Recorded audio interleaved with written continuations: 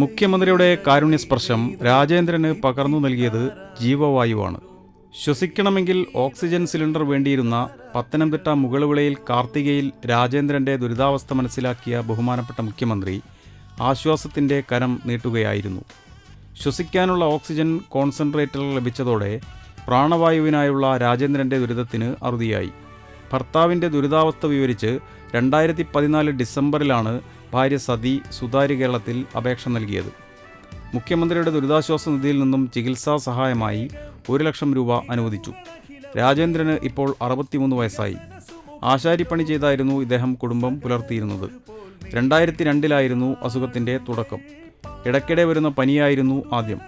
2008 അസുഖം മൂർച്ഛിച്ചതിനെ തുടർന്ന് കോഴഞ്ചേരി ജില്ലാ ആശുപത്രിയിലും പിന്നീട് പുഷ്പഗിരി മെഡിക്കൽ കോളേജിലുമായിരുന്നു ചികിത്സ. ഇപ്പോൾ പൂർണ്ണ വിശ്രമത്തിലാണ്. ഓക്സിജൻ കോൺസെൻട്രേറ്ററുടെ സഹായത്താൽ ശ്വസനം സുഖകരമായി നടത്തുവാൻ രാജേന്ദ്രന് ഇപ്പോൾ സാധിക്കുന്നുണ്ട്. എൻ്റെ ഭർത്താവ് 2008 മുതൽ ഓക്സിജൻ വീട്ടിൽ ഉപയോഗിക്കുന്ന ഒരു പേഷ്യൻ്റാണ്. ഈ ഓക്സിജൻ സിലിണ്ടർ ആയിരുന്നു ഞങ്ങൾ ഇതിനു വേണ്ടി ഉപയോഗിച്ചിരുന്നത്.